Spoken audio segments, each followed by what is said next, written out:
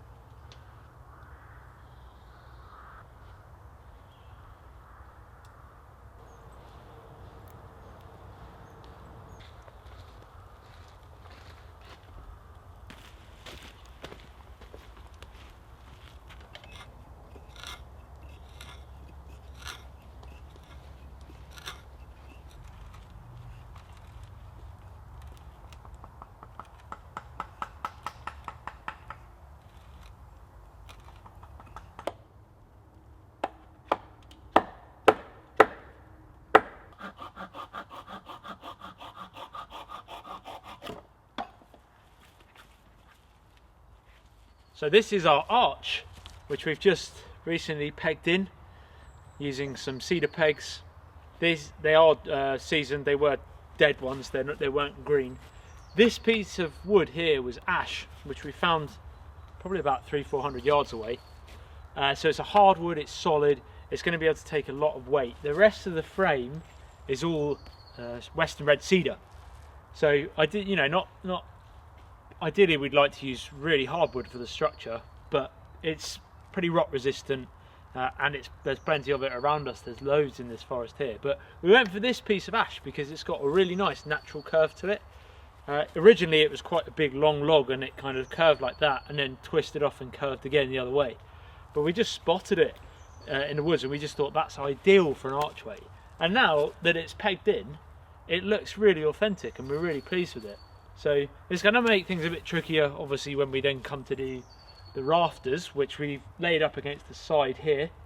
But that's the next challenge, really, is trying to get these rafters up onto the base frame and securing them at the top as well. And this is where we're going to try and do something new.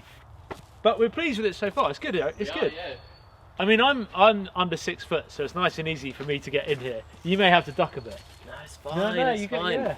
I'm pleased. It's great. It's got a lovely organic look to it, and it's probably the heaviest piece of wood we've used. Dude, and even augering that hole in the end grain, it was so tough because it's a hardwood. But yeah, I'm really pleased with that. And now we've got some rafters. We've still got a few more rafters to get up. But we do, yeah. This frame bit's going to be really tricky. We're probably going to have to. We need about 8 or 10 more rafters. Easy, but we're going to have to do something with a ladder system or something to get up there. Yeah. Because once I've got an idea though. We could turn it into a step ladder. So if that's the ladder, we have 2 legs coming off it, secure them in.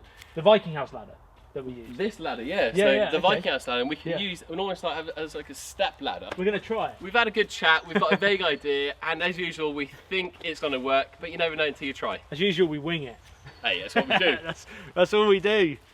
So we're in a different area of woodland now. It's much more open, completely different species of tree here. Most of it is of the big ones in the background up there, ash. I think there's a bit of poplar as well. But what we're looking at here is the hazel, and you can see that there's this thin kind of hedge just along here. If you look, see it? It's like a hedge.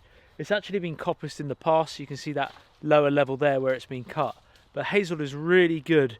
It's very malleable, and you can, pliable. You can bend it, and it's just a very easy wood to work with. And we're going to get a few thin pieces of hazel and try and weave a small ring that's going to essentially, we're going to hopefully lash those rafters to that ring and then lift it up into the air to get our pyramid shape for the top of the roundhouse.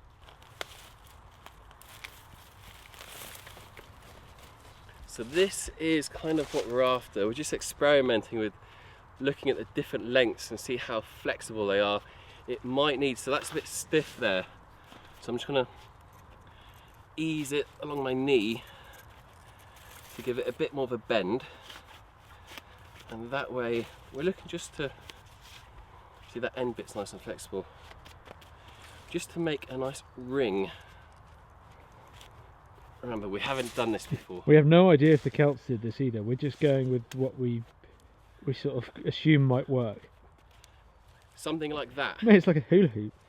That would go up on the top of the roof, and then the rafters on the outside of this secured, bound somehow with cordage, or we'll see. But essentially that's what we want, but lots of them. So we're then going to get more of these, weave them in and out to make it nice and secure. What do you think? Do you think it's big enough? Too big?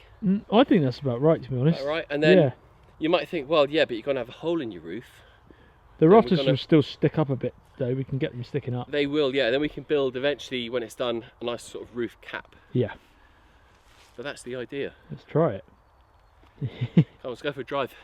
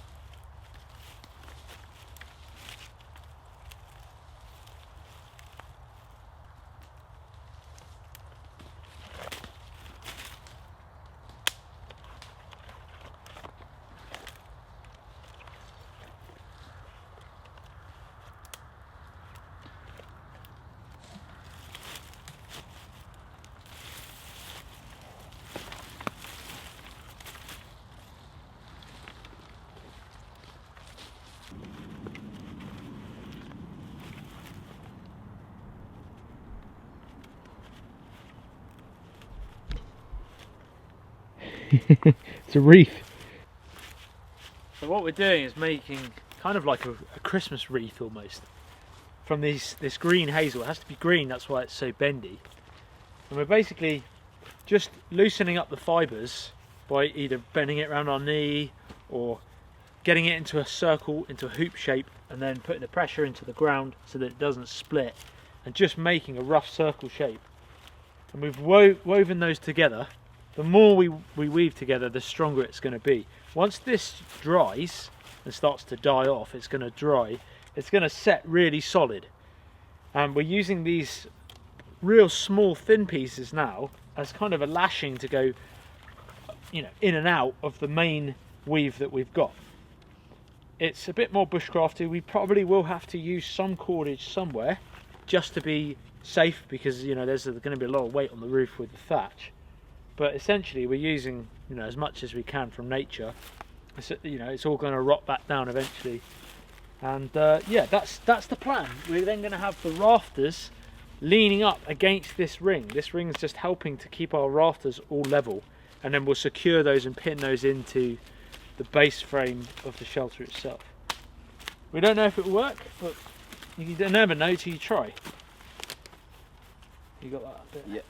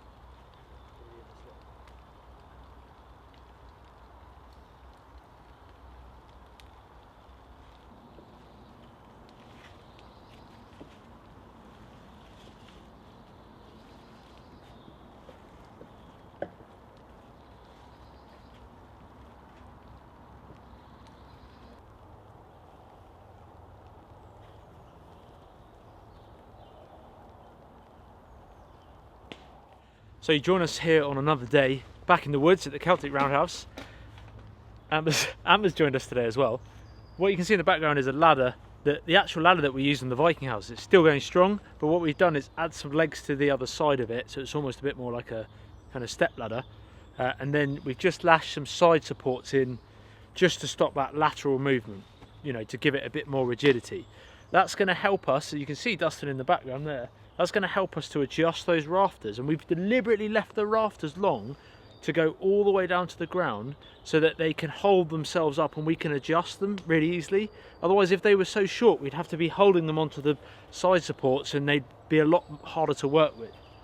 So it's much easier having them nice and long. We can adjust them to the right kind of angle to then lash them to the top of that hazel ring that we weaved together yesterday. So it's coming together, and we're hoping, this is the moment of truth, we're hoping that this hazel ring will be able to at least hold the rafters in place, so that when we get them down to the lower level where they sit on the side frame, the cedar side frame there, we can then peg them in with wood pegs, and that's the bit that's going to take the weight. Remember, the top of the roof up there, that's not going to be taking all the weight, that's only going to have a small amount of thatch on it, but the bottom bit where the rafters meet the vertical posts, that's where most of the weight and the pressure is going to be. So we need to ensure that those bits are pegged in properly, and that's why we thought by going with a woven hazel ring at the top, which is very rigid anyway, it doesn't matter too much that there's a bit of flex in it, because there's not going to be too much weight on that top central part. That's the theory anyway. That is awesome. That's a great bit of craftsmanship there. I feel like you should be selling it on Etsy or something. Alright, how much did you buy it for? Yeah. There's a lot of man hours gone into that. It is quite cool. It's amazing how strong it is as well. Every weave and bind that we did, it just got stronger, didn't it? It did, and it's just, you know, again, just using natural resources. And this, you can see there's a bit of honeysuckle in there as well. Yeah, I can which see that. is this one there, the yeah. fibres. Makes good cordage as well, believe it or not. And the rest of it, just hazel. And it's solid, isn't it? Absolutely It solid. really is. Yeah. Awesome. So we're going to get that up, and hopefully, moment of truth, the rafters will be able to be lashed to it, and then we can move it all around. Yes, I can't wait.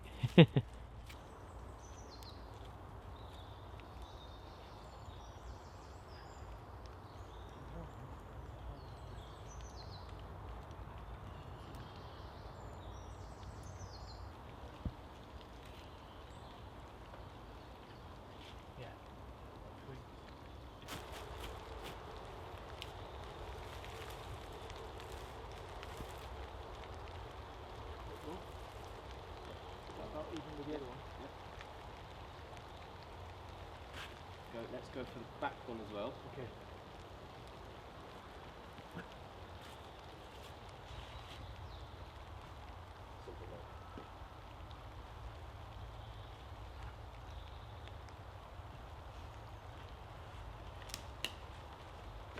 So you can see what we're doing in principle with the ladder, the hazel ring up there, and these. I think we've got 4 rafters at the moment, but we've only lashed 3, very lightly lashed, not as hot. You know, we're going to do a proper lashing in a minute. This is just to get it all at the right angle, but we're just checking it's all central, so it's nice and central there.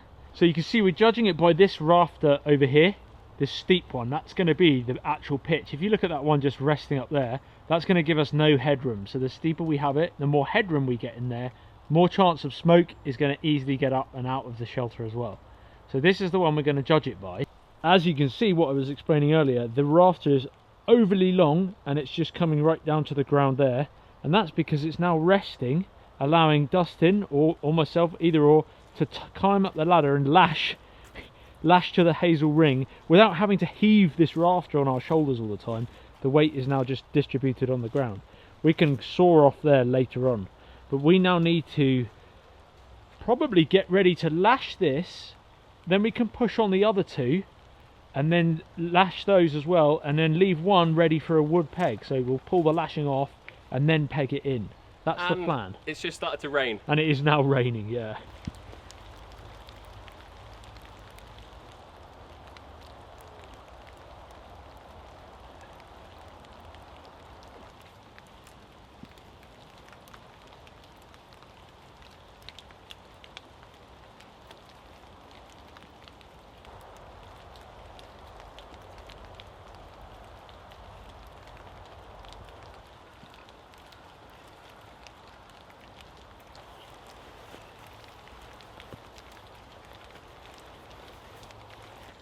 So this is essentially what we're going to do with every rafter.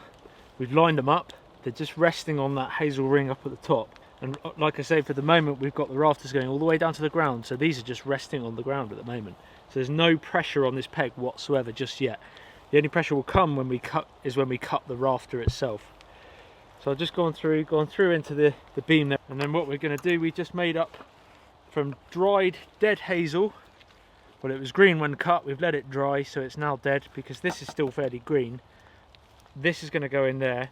This will shrink when it dries, this cedar, and pinch around this peg. This peg's already done its shrinking because it was green when cut and now it's dead, so it's not going to change shape too much. It will a bit when it gets moisture, but this is fairly green, this cedar rafter, so it will still shrink when it's dried and it will tighten around this peg. So this is going to go in there, then we'll saw it and then put a little wedge in it, and that should hopefully secure it all.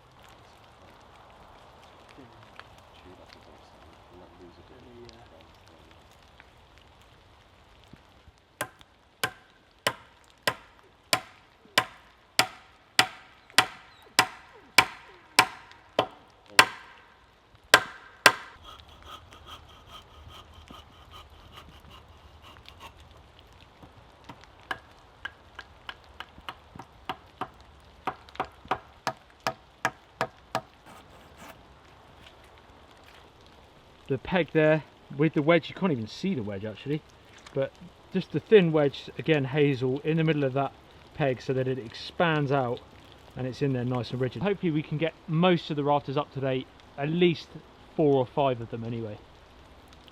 It's good, isn't it? They're really good. It's a good idea. That ring we're going to move, obviously we've not lashed it too tight at the moment because we want to be able to move the rafters. But we've got some nice rope, so we're going to really, you know, bind it nice and strong afterwards, but it's just to get it into position so we can get these secured. Yeah.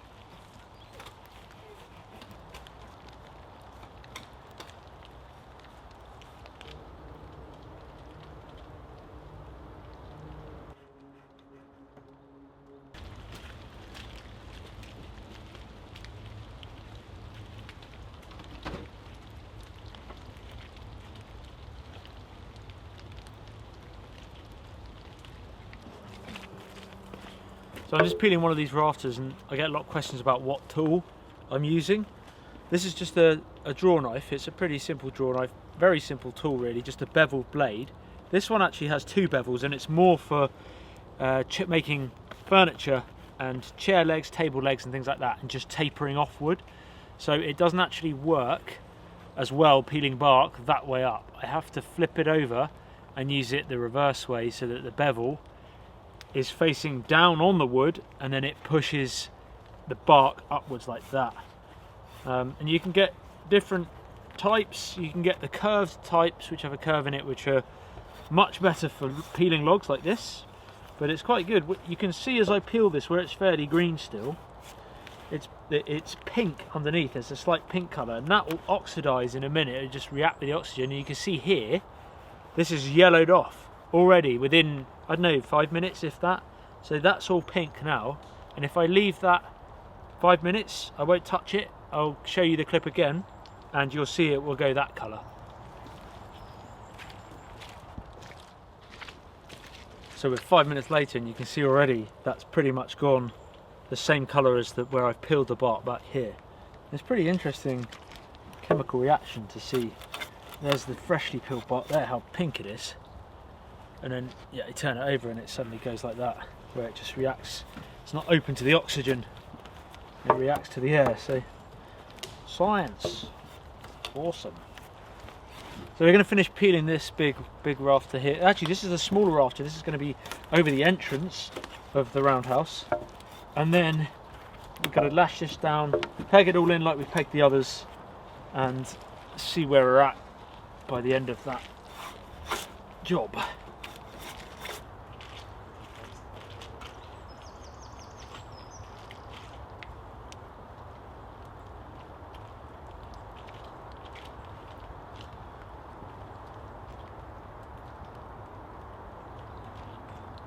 We've got the sort of front centre beam in, and this is no fault of our own, but look, there's a natural dip there and a knot, and it actually sits and doesn't rock to the side. This is nature This helping is us out. yeah, but unintentionally we definitely didn't know. Didn't even notice it, to be honest with you. But it just sits there and it doesn't wobble to the side, and that's really helpful. So we've got a wood peg in the top in here, but we've also got a big overhang here which we need to saw back, otherwise we're going to bang our heads. And then we need to peg it in here, and hopefully that's the centre one done.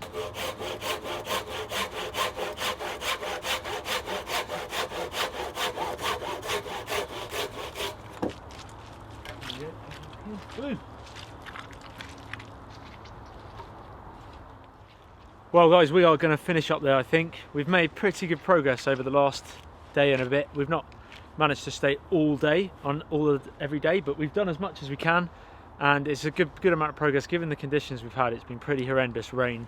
We've actually not filmed as much as we'd like to as a result of the rain, so a lot of the stuff has kind of gone up and we've not been able to film it.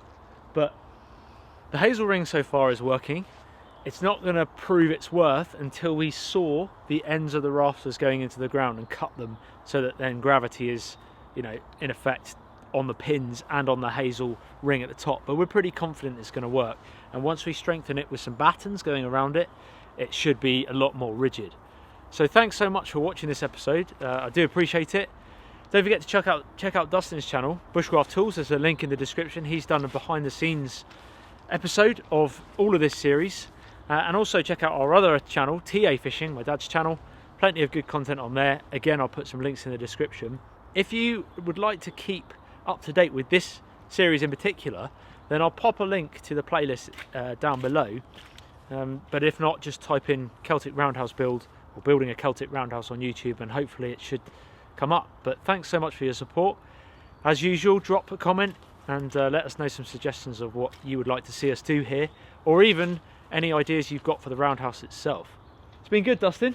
It's been really good. It's been a good one, hasn't it? Given the conditions, I think we've done pretty well. We have, yeah. I mean, it's not the best of weather. It's taken 3 days to film this episode 3. If you took the time out that we've stopped filming, where it's been so heavy the rain, we had to sit under there for about an hour today, just getting dripped on. It's been really tough, but we've done good today. good I mean, compared to what it looked like this morning. Oh man, this morning. Well, on the first, I was thinking the beginning of this episode, all we had was just the base logs. We didn't even have the archway. So actually, we've done a good amount of progress. We have. It's starting to look really good, and I'm looking forward to next time. Yeah. We come here, do the last 3, 4, 5 rafters. Yeah, it's going to be good. And then start to do the cross beam or the ribs that the. That's going to make it all. That's what I was saying. It's going to make it all much more rigid. But we're going to be having a bit of a break from here because Dustin's going to Thailand for a few days. Well, a few weeks. A little bit. But yeah, we're going to have a bit of a break from here, so we won't have the next episode for a couple of weeks. But yeah, stick around if you want to, and thanks so much for watching.